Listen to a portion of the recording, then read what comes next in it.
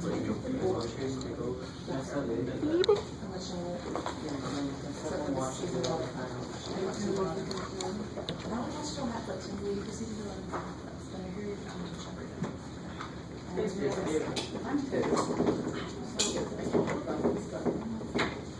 yeah, we'll do that one. All right, are you ready? Keep going. It doesn't matter. We are. Number 2. I'll do 2A, but then I want to show you some special cases. I almost made 2A a special case, but decided not to do it yet. And I'll point out the biggest mistake people make on this.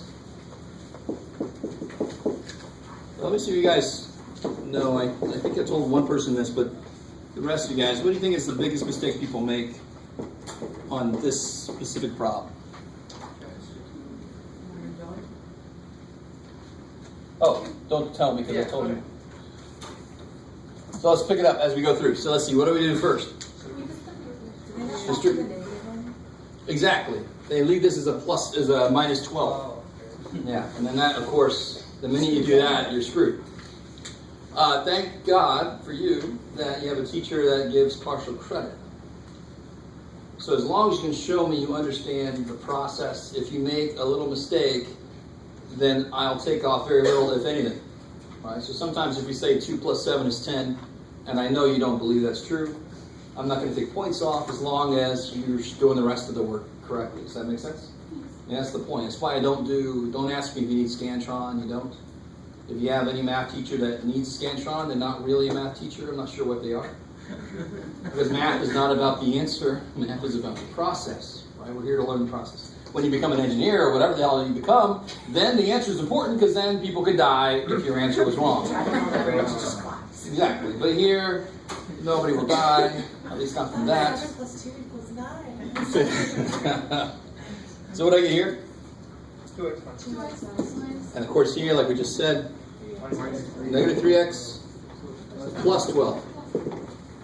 And over here I can go ahead and do what? 2x.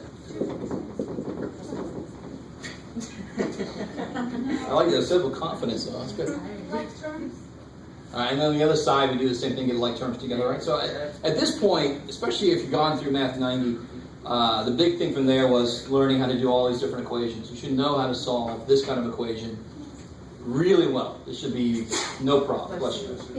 So here you get negative x plus 10. And then, of course, you just pick away. Good. So you can add the x over. Minus the 4. Good. X is one way, numbers the other way.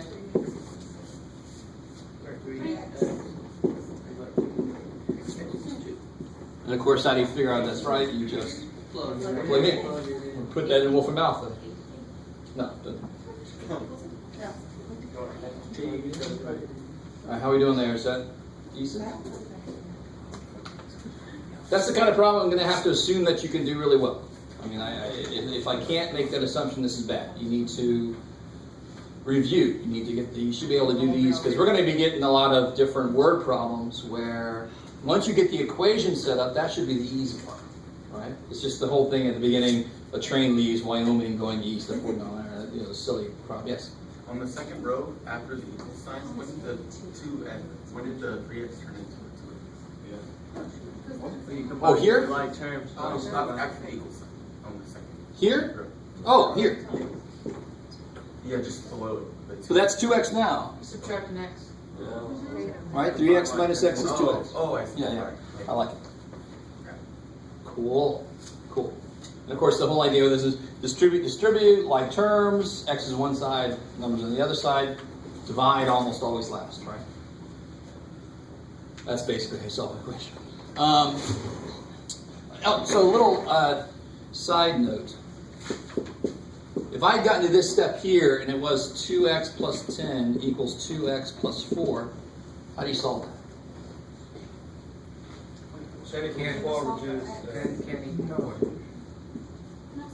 Yeah, subtract 2x. You try to get the x's together. You try, and I love it when somebody always has like an x. You're the one that doesn't like sad endings to a movie or something where everybody dies. You're like, no, x is still there. No. The x has died, the x has died. You get 10 equals 4, which is neat. And then I love it when people circle that. There you go. If I owe you $10, I'll give you 4. We're even. No, 10 is the same as 4. No. So what does this really mean then when I get here? What does this really mean? When this is true, then this is true. You see that? That's what that really means. So when this is true, this is true. Well, when is this true? Never. So when is this equation true? Never. So what's the answer? No solution. You got to tell me what the answer is. Right? Don't just say undefined. Don't say, don't put a little not equal to. I need to know what the answer is. That's what the question would say. To solve this. Don't tell me 10 doesn't equal 4. Ooh, that's amazing. Tell me what the answer is. The answer is nothing. No solution. Right? And the reason, of course, math is not math's fault. I set up a bogus equation. And in reality, if I run the little corner banana smoothie stand at the beach, and I ask my only coworker, hey, run the numbers, how can we make $18 billion next year? The equations I set up will come out to no solution, will they not? Because there's no damn way. Do you understand what I'm saying? So this is life. There are situations that don't have a way to have it happen. So this is math going, oh, well, there's no way to do that. You can't double something and add 10 and have it come out to be the same as doubling that thing and adding 4. It's impossible. So it's just math saying no. All right, I like it. Cool. What about the other situation? That's one case, special case. The other special case would, of course, be something like 2x plus 3 equals 2x plus 3. So minus 2x minus 2x. 3 equals 3. When is that true? Always. Always. So what's the answer? All real numbers. Right? Your answer is always going to be what x's make this work. Here, there's no solution for it. No values of x will make this work. Here, all real numbers will work. And the only reason I say real numbers is because we haven't officially talked about complex numbers yet. Can't you also put the IR symbol? Yes. Yeah, sure. You can have the R with the extra spine. That means all reals. I like it. Kick ass. And here, no solution. You could also use the empty set symbol, the 0 with the line through it. Be careful if you give me this answer as a mathematician. This answer means no solution. So if you make your zeros like this, be really careful. This is going to mean something different to me. All right. Okay, cool. So what about 2b?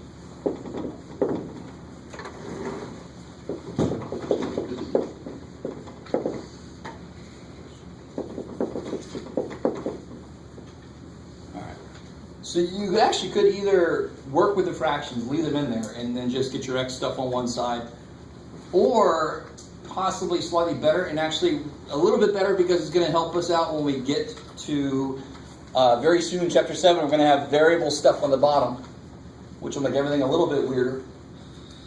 So let me show you the process that'll work for those two. If I have an equation with fractions in it, I'm allowed to kill those fractions. Right? And the minute I show this to students, you try to start killing every fraction you see. Die. The only reason I'm allowed to kill the fractions here is because I have an equal sign. I have two sides. So whatever I do to one side, I can do to the other side. So if my problem was simplify this, you can't kill the fractions. There's no two sides. You can't multiply by 6 because there's not another side to balance that out. Are you with me? So if it's an expression, too bad. If it's an equation, you can kill what you don't like about that equation, most often. So I don't like the bottoms. What sucks is they're all different. So what would they all want to become? 12. So what would you multiply this by? 4. Good. 2. And of course him, he's fine. So then I get 8x over 12 minus 10 over 12 equals x plus 7 over 12. And what I can do now is awesome. I can multiply both sides by 12. Makes sense. Everything's being divided by 12. So if I multiply by 12, all the 12s are gone. All right, so if I multiply it by 12, and actually it just goes next to everybody, multiply both sides by 12, bam. I get 8x minus 10, x plus 7. That looks a hell of a lot better. Now that's the way I want to show you first, because this is the way that will help us out the most when we get to variables on the bottom. But just to verify for anybody that does it a slightly different way, from the very beginning I could have multiplied by 12. Just to show you. Even if they're not all the same, because then that would go into that, and that's x plus 7. 6 goes into 12 twice. 2 times 5 is 10. 3 goes into 12. 4 times 2, x is 8x. I mean, you could do it that way. But I like showing the other way first because it actually will help us out a little bit better when we get to the variables on the bottom. So if you like doing it that way, you can do it that way for this. Cool. And then to finish this up, subtract x, add 10, so I get 7x equals 17. So x is this beautiful number here.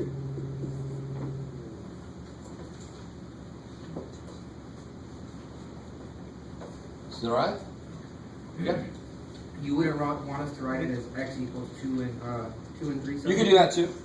If I say leave it in a certain way, but to be honest, in general, there's mixed numbers and improper fractions, and there's no real better way. Now, if this was a word problem and it said, how long until I get to Joe's house? You were not going to tell somebody, yeah, I'm going to be there in about 17/7 of an hour. Who the hell are you? So yeah, then it would make sense. So like you said, you can make this 2 and 3/7. And that makes a little more sense. You'd say a little over 2 hours, right? Almost 2.5 hours. That's how far away. You wouldn't say 17/7 of an hour. They're going to say, just don't come over. You don't want that either. All right. But if I don't specify, you can leave it either way. Let me do this. I'm going to do number 4, and then I'll do number 3 last, because then we'll go right into factoring stuff. Number 4, there's a slightly preferred way to graph this. What way did you guys graph this? How did you guys? Y equals mx plus 3. Solve for y. I like it. Anybody do it a different way? Just plug in random numbers and then whatever. All right, you can make it like a number. XY table, Yeah. right? All right. Anybody else did it a different way? You can find the intercepts, right? You can plug a 0 in for x and get the y-intercept, plug a 0 in for y, get the x-intercept, right? But the x-intercept is going to be a little bit gross. So this one I need you to leave in the dust until we hit more complicated functions. So if I give you a function that we have never graphed or we're not sure what it looks like, then I want to make a table of values, right? And this way, in general, I don't like it as much, but you can still use it. I mean, the way that you really should be doing this just to get more used to it is solving for y, getting the slope and the y-intercept, right? So how do I solve this for y?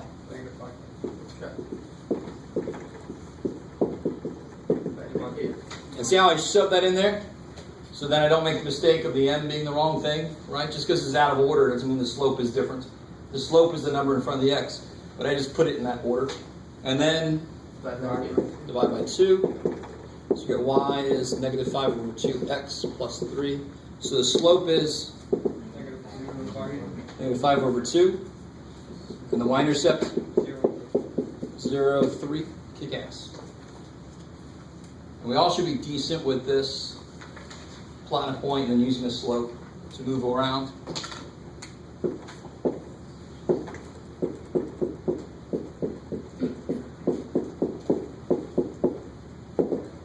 So if you plot 0, 3, and then what does this tell me to do? Down 5 over 2. So I go down 1, 2, 3, 4, 5 over 2. Of course, the biggest mistake I see is people down 5 and then think they go back 2. But if these are both negative, then the slope should be positive. But it's a negative slope. It should be going down, right? This is bad for your company if this is your profit. Yay, shit. So it should be a negative slope. So just take a quick check. Make sure that it matches with what it should be. And it is going down. This is good. Make that sort of straight. I like it. Cool. And see, here's your slightly ugly x-intercept. So if you solve for the x-intercept, you get 6/5. So a little bit over 1. So you can see that when we graphed it this way anyway. Is the y-intercept ever like that? Oh, sure, yeah. Hell yeah. So the y-intercept's always... No. The y-intercept could be anything on the y-axis. Oh, okay. Yeah. So if I just made this a 7, then the y-intercept would have been 7/2.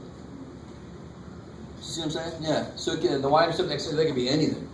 Yeah. I like it. All right. What was the other equation for a line when we have this in our brains? Anybody know? What was the equation for the slope? Y2 over x2. Yes. And so the other equation for a line comes from if you multiply these up. And does it really matter which points I pick? If I have a straight line, will the slope change if I pick different points? No, it's the definition of a line. It's always going the same direction, right? The slope is the direction it's going. So that's why if I multiply, if I say that second point could be anything it wants to be, and I multiply these x's up, I get this other equation of a line, right? That's the point slope form. So you guys are looking at that like, what is that? Hopefully you guys have seen that dude, and this dude is the more known one. BMX. No, MX. All right, so let's go back. Let's do the factoring stuff. I don't know if I can make this clear. There is a larger disagreement between a few factions in the math department. If you do 3a by getting numbers and then just dividing by 16 and then magically getting the numbers, sometimes teachers call it the bottoms-up method. Have you ever heard of that? That sounds like a different thing entirely. All right, good. So if you don't, I will not allow that unless you can explain to me why it works. If you've ever seen it, it works pretty quickly. But what's actually kind of stupid about it is the hard part about factoring 3a is getting the two numbers that work right. So for this other method, you still have to get those two numbers, and then you do some magic, and then the answer pops out. And that's why I don't like it, is because as a student, you don't know what's going on in between. You're like, why does that work? I don't know. So I'd much rather show you a way that works, and you can say why it works. So what do you do first here? AC method. You multiply 16 by Beautiful. So whenever the first number is not 1, we have to take it into account. That's hard.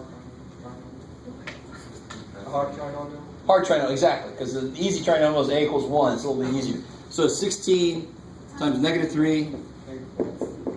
And now you just do the same thing you always do. You try to find numbers that multiply with -48 and add to be 8.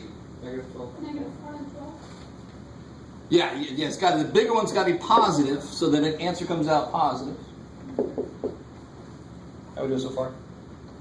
Now tell me, what do you do with next for those numbers? You plug them back in with an x.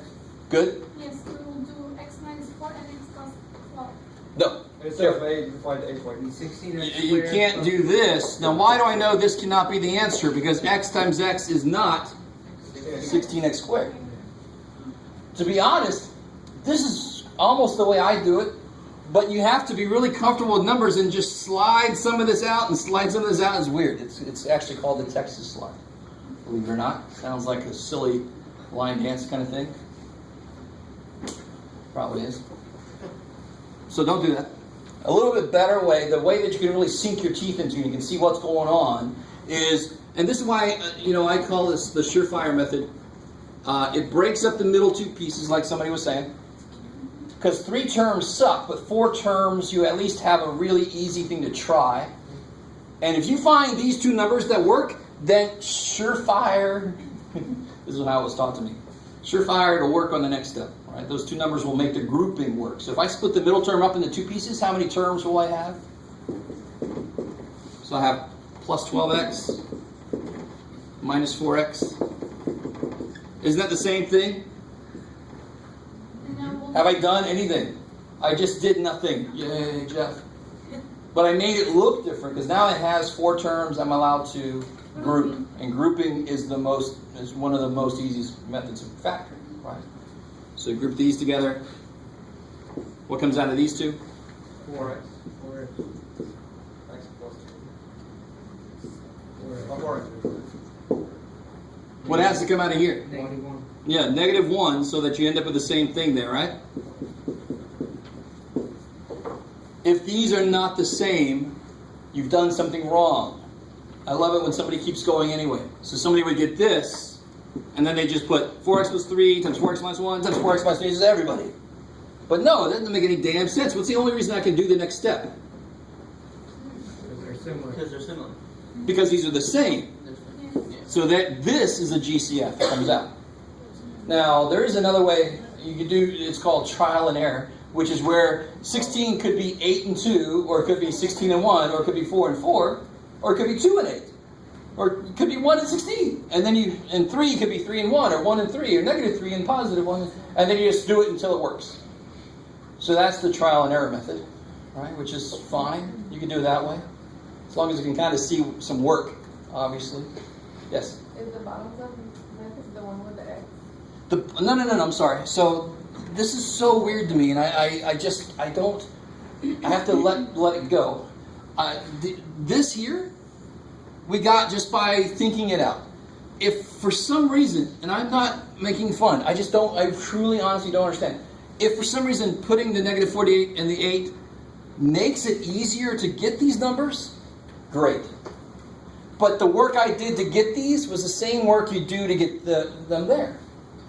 Doing this is not helping you in any way, but if somehow it is, go ahead, do it. It's just like a visual aid for sure. I love it.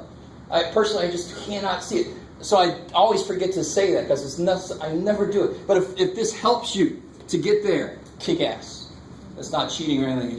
You're just reorganizing it for yourself visually, I guess, like you said. It's like I like it. How we get in negative form? Oh, how do we get -4? Yeah. Well, Oh, so they have to multiply to be -48 and add to be 8. So it's the only two that work.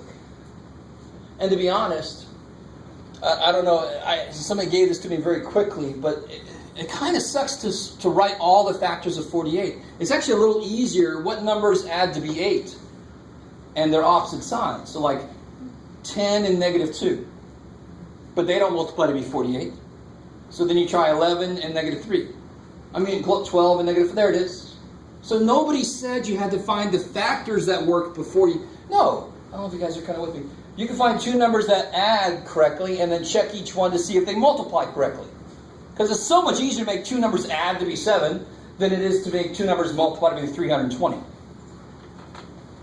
It's sort of like a Price is Right thing game. Higher, lower, higher, lower. All right, maybe.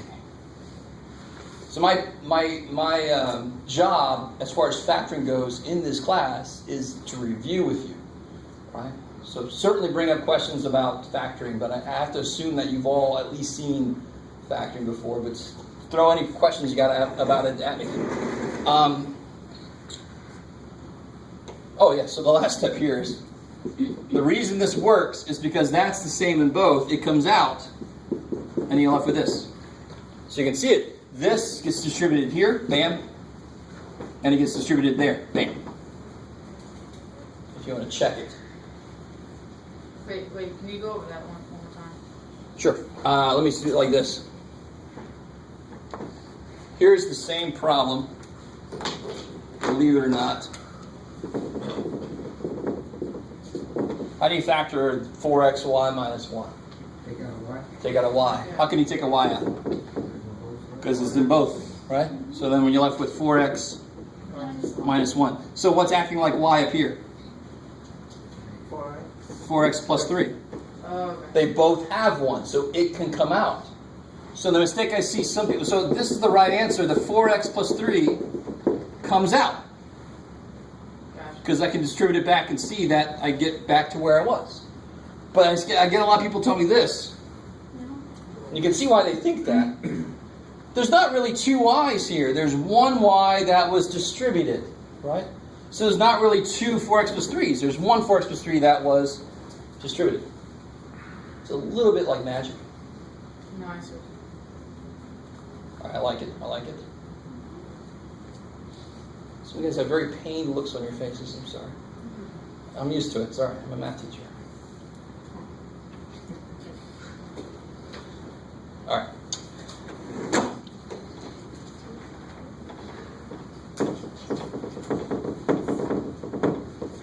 So what about 3b?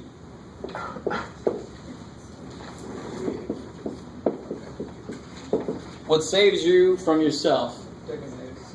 Beautiful. Is don't forget you always try GCF first. I didn't try GCF over there. I didn't even make a point of it because hopefully it was very obvious. Nothing came out of everything. I do like it when somebody manages to sing an X out. Like, how the hell did you get an X out of this dude? Right? It's like the tax man. I ain't got nothing. I'm going to get something out of you anyway. Oh, shit. But here, it's not a difference of cubes or something. For one thing, 49 is not a cube. So GCF saves us. If we take the X out, I get. And then what's this? X minus 7, X plus 7. Yeah, it doesn't matter which one you put first. It's all multiplication, right? Cool.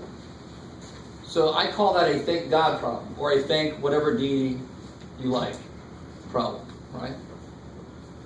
Thank flying spaghetti monster. Something like that. But that's because I don't care how ugly I make a difference of squares problem look. So you ready? That problem's done. Here's another difference of squares problem. I like it. Let's see. Let's make it work, Jeff. Sure.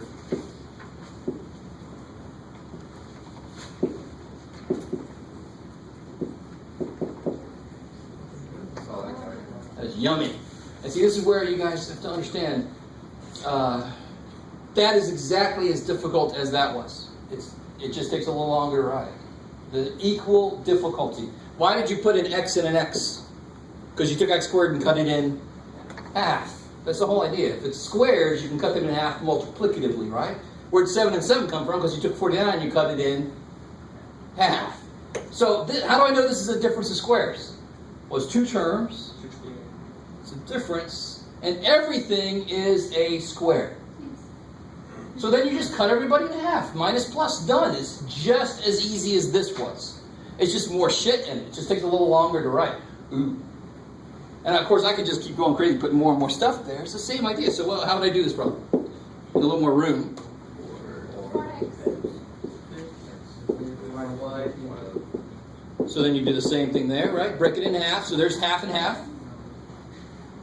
Minus 9 plus 9, and 6, 8 and a 50. and the same thing there. So if you can identify it as a difference of squares problem, it is a thank God problem. This was almost also another one. Why is this not quite? Because there is a difference of squares. It's not quite a difference of squares. No. Why? That's 9 There's and the 5. 5, the X, the 5th. Right. The fifth power. Everything else can actually be cut in half, right? Yes. Except for that little dude, so you can't do shit with it. Everybody's got to agree. All right. How we doing? More of us are starting to look at the clock. I understand. Is that going backwards?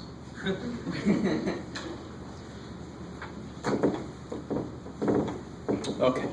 So now we have this last dude. Finish that one?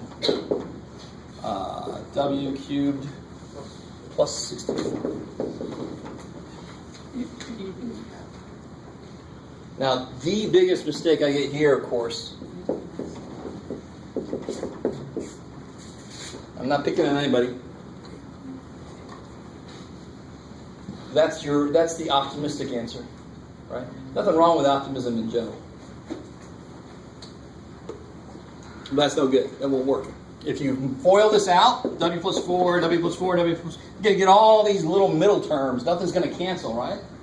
You're going to have like so many terms. You only want 2 terms at the end. So this is what I was doing earlier. This whole, if you identify it as a difference or a sum of cubes, then you put down little dude, big dude. And it works just like squares does for a little while. Squares said put half of it there and the rest of it there. Well, cubes is going to say put a third of it here and the rest of it there. And the little dude, he's just a little dude. He can only take one. I'm trying to say this to help you remember it. It's not the actual way this works. But W cubed is what times itself? It's W. What's 64? 444. Cool. I like it. So then if you put 1W here plus 1 4 there, what has to go here? The other 2 W's. What has to go at the end? 16. The other 2 4s, 16.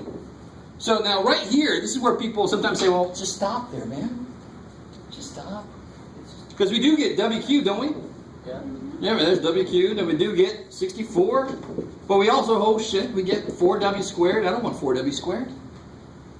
This is why this can't be the answer, right? Because I'm not getting the same problem. And I also get plus 16W. All right, so here's the Pulp Fiction reference. Right? There's this guy. What happened after they shot the dude in the head in the back of the seat? They had to go to the guy's house and call in the cleaner. Exactly. The wolf, right? Yeah. But he was the cleaner. It was his job to make everything clean and not have anybody realize what happened. So that's this guy's job. He's the cleaner. This is the stuff I don't want. Right? So these are the 2 guys that had hosed down in the backyard. I want this guy to kill these guys, actually. I just don't want them there. I want them gone. So this is what's interesting. What happens to work is minus, it's got to be the opposite sign. Why does it make sense it's got to be the opposite sign? Because of what I just said. It's supposed to kill those. It's supposed to cancel those out. So it's got to be the opposite sign. And then the product of whatever the hell is in there. Whatever the little dude has in it, it's the product of those 2 things. So this would be 4W. Now go with me. What did we just collect? What did we just make? What's W times negative 4W? Negative 4W squared. Dead. Clean. Right? And what's 4 times negative 4W? Negative 16W. Dead. Clean. So I'm left with that. So that's the right answer. So how do cubes work? Little dude, big dude. 1 of each, 2 of each, product in the middle. That's the closest to a song I ever get. Which you're kind of happy about. So real quick, on the heels of that, what if I had A cubed, let's say 8A cubed minus 27? How would I factor this? 3A minus 3. Yeah, so this is real quick. This is 2A, 2A, 2A. You're dead. 3, 3, 3. 3, 3, 3. 2A plus. Yeah, 2A. Minus. Always the same sign. So I'll know. There's this little thing I just recently picked up. It's SOAP. So, same sign, opposite sign, always positive. I sort of don't like those in general, but that one's not too bad. Because the more of those you know, the less real math you sometimes understand. You just rely purely on the mnemonic devices. You don't really understand the math behind it. But this makes sense to be the opposite sign because we know this guy is the cleaner. He's the guy that kills the other parts that I don't want. So of course he's got to be the opposite sign. So this is a minus. Minus 3. Good. Minus 3. 2A. 2A squared. 4 4A squared. That's minus. This has to be a Plus. plus. 6A. 6A plus Plus 9. 9. 1 of each. 1 of each. 2 of each. Product in the middle. Something rhymes in the middle.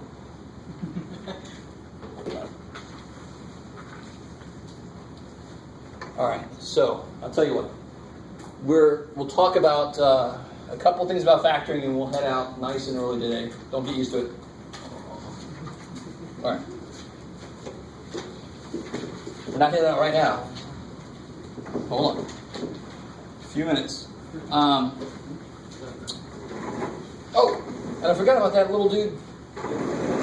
Anybody try this one out? Nah. I looked at You tried it? Yes. What'd you get? X 3m minus 2. Okay, let's check it out. Here's where students, if you understand that math is all about the process, what's actually in there doesn't really matter. The process is what matters. So when I have x to the something times x to the something, what do I do with those two somethings? You add them. So what is 2m plus 1 plus 4 minus m?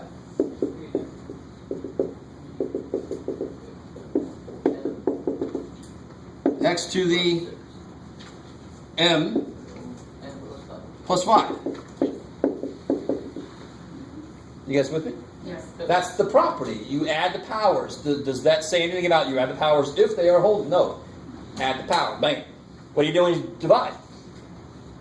What do you do with the powers? Subtract the powers. So then this is going to be x to the m plus 5 minus 7 minus 2m. So I can bring that negative through and make this minus 7 plus 2m, right? So I get x to the 3m minus 2. Kick ass. Good job. Was that really hard? No. But when you saw it, it was not what you're used to. But you got to get out of that. You got to go, what's fundamentally happening here is I'm multiplying like bases with powers. I know I got to add the powers. I'm dividing like bases with powers. I know I got to subtract the powers. The process is what you always fall back on. You shouldn't really care what's there until you actually have to put them together. Like terms then takes over. All right.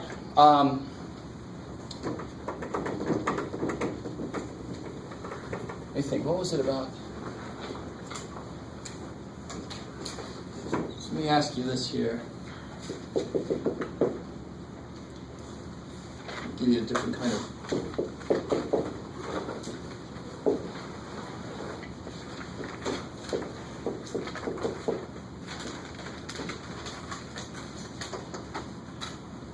So the instructions say factor.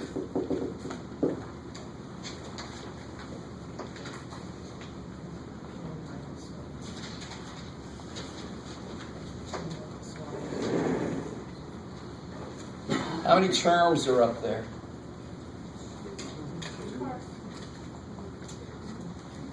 There's 2 terms. There's a big chunk here, a big chunk there, and there's only one minus sign, really. This a minus 1 is a number. If a is 7, it's 6. So this is one chunk of thing minus another chunk of thing. There's 2 terms, right? Okay, that's the first thing to realize. Now, secondly, how do I factor this? What method do I use? You have to distribute the exponent first in parentheses. And then Yeah, you start to think about what's the first thing you always try, GCF. So I can look at 8 and 12, what can come out of between those? 4. Yeah, 4 comes out. And how many a minus 1s can come out? 1. 2. And then what's left? 8 divided by 4 is 2. I had 3 of these. I took 2 of them, so how many do I have left? 1. We stop there for a second. You should use a bracket You could. Yeah. I just use a slightly bigger parenthesis. Yeah. But in the book you'll see brackets and you'll see squiggly signs and you see all that kind of shit. Yeah. Yeah, but you can use a bracket there if you want. I just didn't know if it, like, using a bracket versus using a parentheses meant something different. No, they mean the same thing. It's just visually easier. Yeah, it's Yeah. just visually easier. But this is not too bad. Big old parenthesis. And then what's left here? 3m. And I had 2 of these. I took 2 of them, so that's it. And then the last thing I can really do is just distribute that. That's it.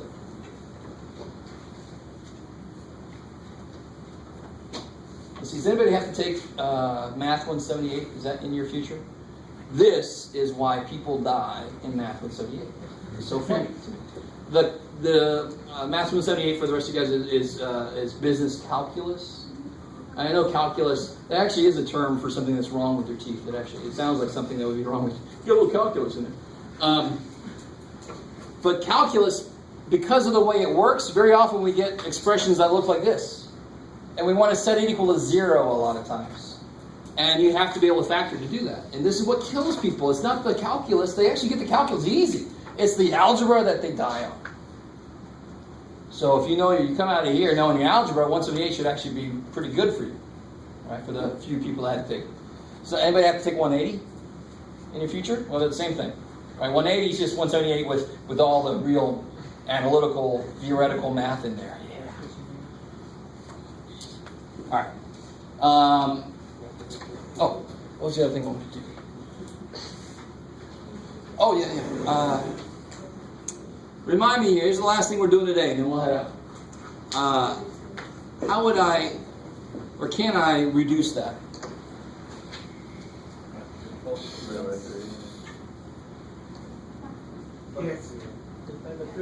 Yeah, because 12 is 3 times 4, and 45 is 3 times 15. Now, would you ever really write it like this? No. No. No. So some of you guys are like, but this is what we're doing in our head. They both have a 3. If I kill the 3, they're left with the other part, 4 and 15.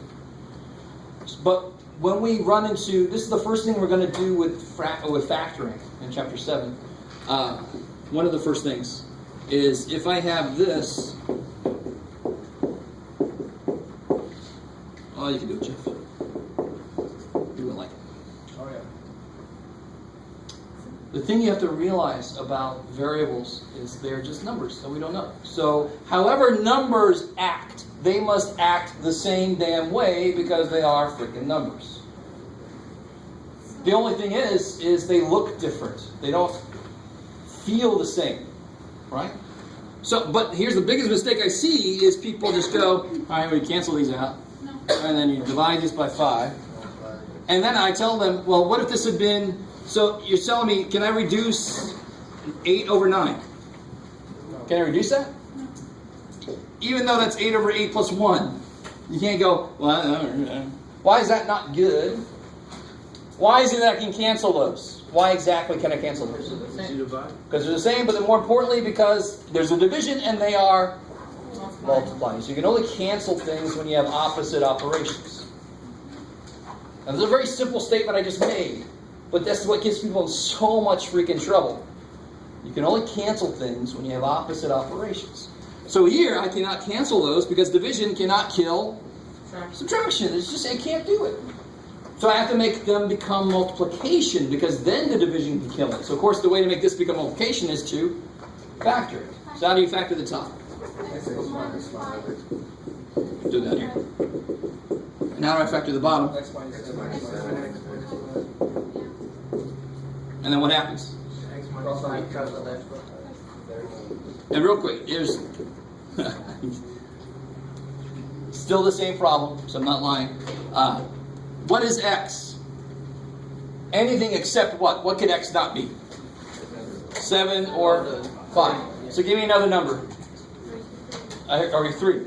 If x is 3, what's this? Go with me. Just trust me. If x is 3, why did we pick 3? Because it's the first number I heard. You can pick whatever you want except 5 or 7, right? So what I'm about to do is going to work no matter what. If x is 3, what's this? 9 minus 25? Negative 16. And what's this? 9 plus 35 is 44 minus 36. 44 minus 36? 8. So I get negative 2 here, right? And so what better this be? If I had grammar, I could use it, but I don't. What is better now is happening. So x was what? What did I let x equal? 3. I let x equal 3, right? So this is supposed to be the same as this. So what if x is 3? What do I get? 8 over negative 4 is negative 2. So that is why this problem is harder than this problem, because this represents how many numbers? An infinite number of frickin' numbers. So what did you do today? I reduced an infinite number of fractions. What did you do? Not much, huh? You guys understand? Any x you pick, except for those that make it undefined, of course, that would work. This would have to be the same as that. That's what that proof is. That is enough. If you got an add code, come up and get it. If you were one of my lucky ones.